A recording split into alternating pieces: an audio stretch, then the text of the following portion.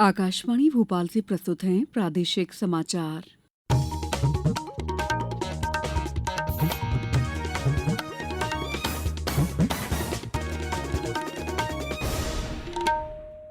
नमस्कार, समाचारों के साथ मैं दीपा सिंह।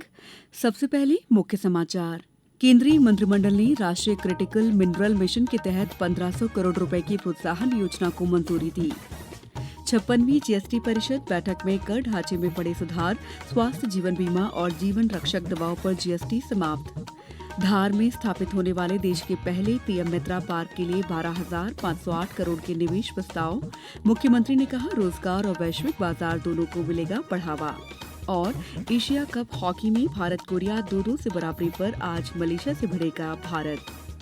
अब समाचार विस्तार से। प्रधानमंत्री नरेंद्र मोदी की अध्यक्षता में कल हुई मंत्रिमंडल की बैठक में राष्ट्रीय क्रिटिकल मिनरल मिशन के तहत पुनर्चक्रण को प्रोत्साहित करने के लिए 1,500 करोड़ रुपए की प्रोत्साहन योजना को मंजूरी दी गई है, जिनमें ई वेस्ट, बैटरी और अन्य स्क्रैप शामिल हैं। योजना की अवधि वित्त वर्ष 2024-25 से लेकर 2030-31 तक निर्धारित है।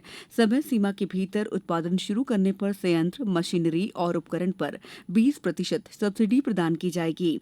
इससे करीब 8,000 करोड़ रुपए का निवेश आकर्षित होगा और लगभग 70,000 प्रत्यक्ष और अप्रत्यक्ष रोजगार के अवसर सृजित होंगे।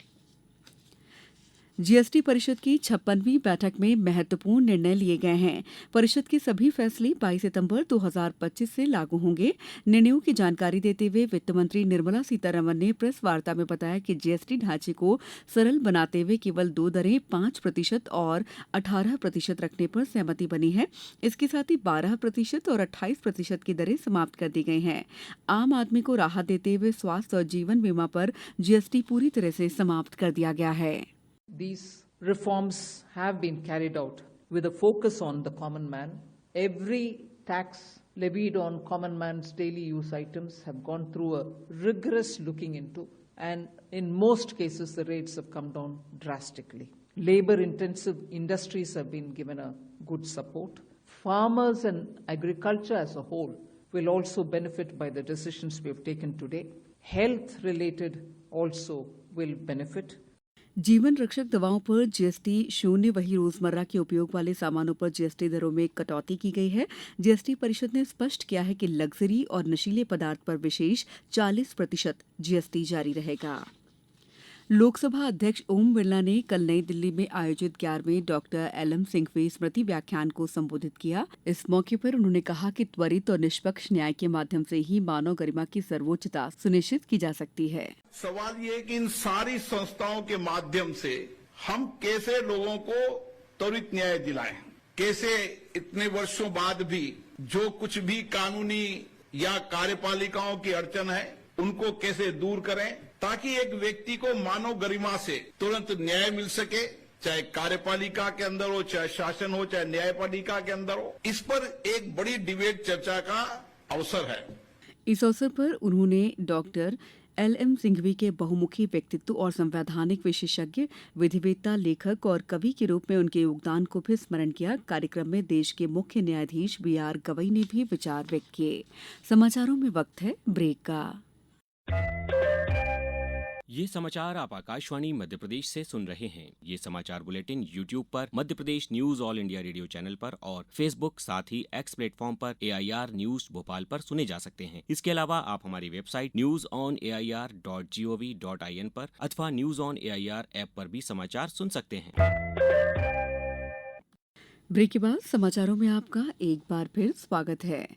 मुख्यमंत्री डॉक्टर मोहन यादव और केंद्रीय वस्त्र मंत्री गिरिराज सिंह की मौजूदगी में कल नई दिल्ली में investment opportunities in Madhya Pradesh विषय पर एक इंटरैक्टिव सत्र आयोजित किया गया। कार्यक्रम में मुख्यमंत्री ने निवेशकों के साथ विचार साझा करते हुए कहा कि मध्य प्रदेश में बेहतर इंफ्रास्ट्रक्चर, सरल नीतियां, मजबूत कनेक्टिविटी और प्रशिक्षित मानव संसाधन जैसी अत्याधुनिक सुविधाएं उपलब्ध हैं। एक इतने बड़े इंडस्ट्रियल पार्क को डेवलप करने के लिए मानव क्षमता जो होना चाहिए, लेबर जो उपलब्ध होना चाहिए, वो पर्याप्त रूप से है। सब तरफ से अनुकूल, सबसे बड़ा हमारे सभी प्रकार के रेलवे के वाहन से दिल्ली मुंबई कॉरिडोर, तो ऐसा रहे कि 6 घंटे में आप दिल्ली जाना हो तो दिल्ली और मुंबई जाना हो तो मुंबई, दोनों तरफ आपके ट्रक लोड करके कहीं भी पहुंचा सके। और उससे बढ़कर के इंटरनेशनल एयरपोर्ट आधे पौन घंटे की दूरी पर बाबा महाकाल के दर्शन करके वापस फैक्ट्री में आना हो, वो भी आपको पास मिलने वाले हैं। जिधर जाना चाहो, जिधर गाड़ी आप घुमाओगे, उधर अपने लिए अनुकूलता है, अनुकूलता है। सत्र के बाद मुख्यमंत्री ने कहा कि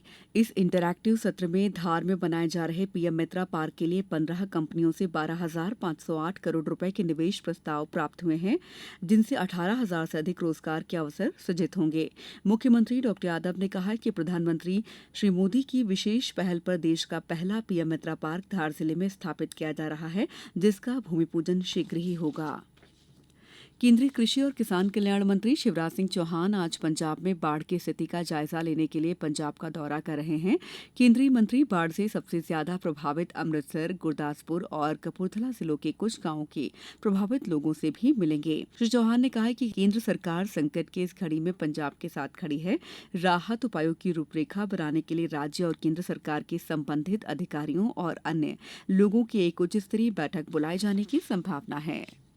शिक्षा मंत्री धर्मेंद्र प्रधान और महिला एवं बाल विकास मंत्री अन्नपूर्णा देवी ने कल नई दिल्ली के विज्ञान भवन में स्कूलों के साथ आंगनबाड़ी केंद्रों के सह स्थापन हेतु दिशा निर्देशों का शुभारंभ किया। श्री प्रधान ने कहा कि ये पहल प्रत्येक मां और बच्चे की पूर्ण देखभाल सुनिश्चित करेगा और राष्ट्रीय शिक्षा नीति 2020 के अनुरूप शिक्षा की नींव को मजबूत करेगा। उन्होंने कहा कि 3 वर्षों में देश के लगभग 2 लाख स्कूलों को ब्रॉडबैंड से जोड़ा जाएगा, जिससे डिजिटल शिक्षा को बढ़ावा मिलेगा। प्रदेश भर में बारिश का दौर जारी है। अब तक औसतन 38.2 इंच बारिश दर्ज की जा चुकी है। मौसम विभाग ने अगले 24 घंटों में सीहोर, हरदा, बुरहानपुर, खंडवा, खरगोन, बड़वानी, अलीराजपुर, झाबुआ और देवास में अति भारी बारिश का ऑरेंज अलर्ट जारी किया है। वहीं भोपाल, इंदौर, नर्मदापुरम, उज्जैन, नरसिंहपुर सहित 17 जिलों में भारी वर्षा की संभावना के लिए येलो अलर्ट जारी किया गया है।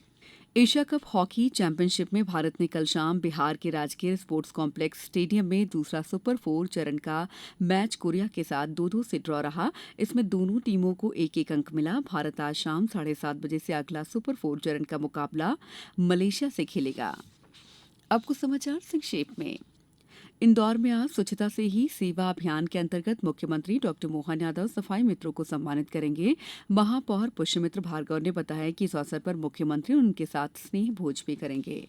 छिंदवाड़ा में पीएम श्री केंद्रीय विद्यालय क्रमांक 1 की कक्षा 6वीं से 9वीं के लगभग 450 विद्यार्थियों ने 25 शिक्षकों के साथ नागपुर स्थित रमन साइंस सेंटर का भ्रमण किया। शिवपुरी जिले में आदि कर्मयोगी अभियान के अंतर्गत खंड स्तरीय ब्लॉक प्रोसेस लैब कार्यशाला का आयोजन कल किया गया। इस जिला स्तरीय प्रोसेस लैब में प्रशिक्षित ब्लॉक मास्टर ट्रेनर्स को प्रशिक्षण प्रदान कर रहे हैं। वहीं शिवपुरी जिले में ही आज रोजगार मेले का आयोजन किया जाएगा, जिसमें निजी क्षेत्र की कंपनियां भाग लेंगी।